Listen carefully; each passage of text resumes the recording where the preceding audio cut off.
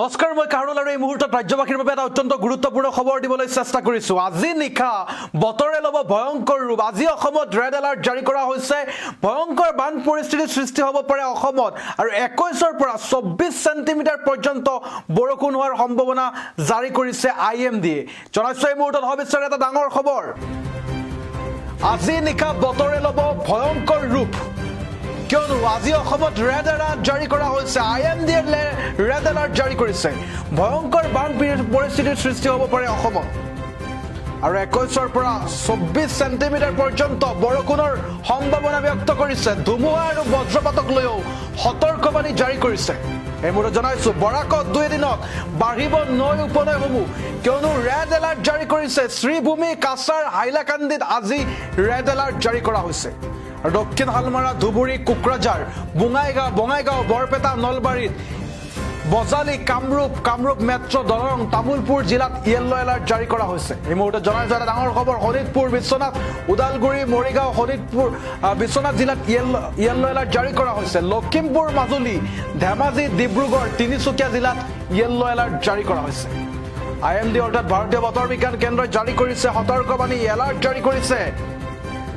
নিশা বতৰে ভয়ংকৰ ৰূপ ল'ব পাৰে। আপুনি যদি আপোনাৰ অধিক গুৰুত্বপূৰ্ণ কাম নাথাকে তেতিয়াহ'লে আপোনালোকে বাহিৰলৈ নোলাব। যিকোনো পৰিস্থিতিত ভয়ংকৰ পৰিস্থিতিৰ সৃষ্টি হ'ব পাৰে। ভয়ংকৰ বান পৰিস্থিতিৰ সৃষ্টি হ'ব পাৰে অসমত।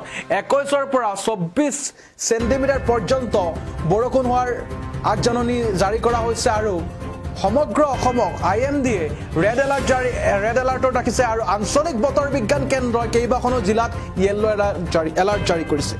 এই মুহূৰ্তত জনাইছো এটা ডাঙৰ খবৰ বুলি ক'ব লাগিব। শ্ৰীভূমি, কাছাৰ, হাইলাকান্দিত আজি ৰেড এলাৰ্ট জাৰি কৰিছে আৰু IMDয়ে সমগ্ৰ অসমক, সমগ্ৰ ৰাজ্যবাসীক ৰেড এলাৰ্টত ৰাখিছে।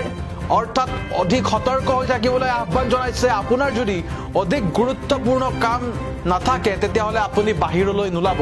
কিয়নো সমগ্ৰ অসমক IMDয়ে ৰেড এলাৰ্টত ৰাখিছে আৰু আঞ্চলিক বতৰ বিজ্ঞান কেন্দ্ৰ ভালেকেইখন জিলাত য়েল্লো এলাৰ্ট জাৰি কৰিছে। সমান্তৰালভাৱে আঞ্চলিক বতৰ বিজ্ঞান কেন্দ্ৰইও য়েল্লো এলাৰ্ট জাৰি কৰিছে অসমৰ ভালেকেইখন জিলাত। শ্ৰীভূমি, কাছাৰ, হাইলাকান্দিত আজি ৰেড এলাৰ্ট।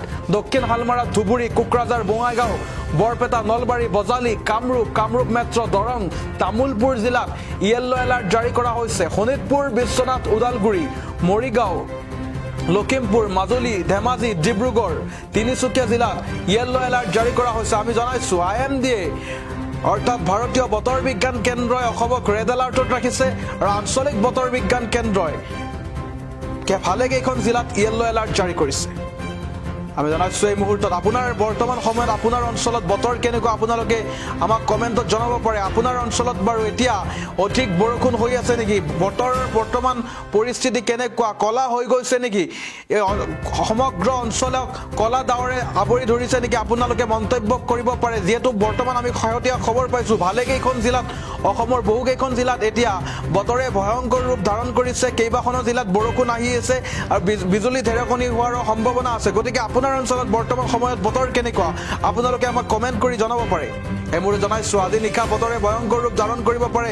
21ৰ পৰা 24 সেণ্টিমিটাৰ পৰ্যন্ত বৰষুণ হোৱাৰ আগজাননী ব্যক্ত কৰিছে। ধুমুহা আৰু বজ্ৰপাতক লৈ সতৰ্কবাণী জাৰি কৰিছে। বৰাকত 2 দিনত বাঢ়িব নৈ উপনৈসমূহ। কিয়নো অসমক এতিয়ালৈকে ৰাজ্যক ৰেড এলাৰ্টত ৰাখিছে IMDয়ে। বৰ্তমান সময়ত বতৰ কেনেকুৱা আপোনালোকে মন্তব্য কৰি জনাওক। শ্ৰীভূমি, কাছাৰ, হাইলাকান্দিত আজি ৰেড এলাৰ্ট জাৰি কৰিছে আঞ্চলিক বতৰ বিজ্ঞান কেন্দ্ৰই। দক্ষিণ হালমাৰা, ধুবুৰী, কোকৰাঝাৰ, বঙাইগাঁও, বৰপেটা, নলবাৰী, বজালি, কামৰূপ মেট্ৰ, দৰং, তামুলপুৰ জিলাত য়েল্লো এলাৰ্ট জাৰি কৰিছে আঞ্চলিক বতৰ বিজ্ঞান কেন্দ্ৰই। শোণিতপুৰ, বিশ্বনাথ, ওদালগুৰি, মৰিগাঁও, লখিমপুৰ, মাজুলী, ধেমাজি, ডিব্ৰুগড়, তিনিচুকীয়া জিলাতো আঞ্চলিক বতৰ বিজ্ঞান কেন্দ্ৰই জাৰি কৰিছে য়েল্লো এলাৰ্ট আৰু IMDয়ে অৰ্থাৎ ভাৰতীয় বতৰ বিজ্ঞান কেন্দ্ৰই অসমক ৰেড এলাৰ্টত ৰাখিছে। আপোনালোকে দেখা পাইছে এই মুহূৰ্তত আমি কাষত মেপৰ সহায়ত আপোনালোক দেখুৱাইছোঁ। অসমক ৰেড এলাৰ্টত ৰাখিছে আৰু আঞ্চলিক বতৰ বিজ্ঞান কেন্দ্ৰই ৰাজ্যখনৰ বহুকেইখন জিলাত য়েল্লো এলাৰ্ট জাৰি কৰিছে। অধিক বৰষুণৰ সম্ভাৱনা আছে আৰু বৰ্তমান সময়ত 21ৰ পৰা 24 সেণ্টিমিটাৰ পৰ্যন্ত বৰষুণ হোৱাৰ সম্ভাৱনা ব্যক্ত কৰিছে IMDয়ে।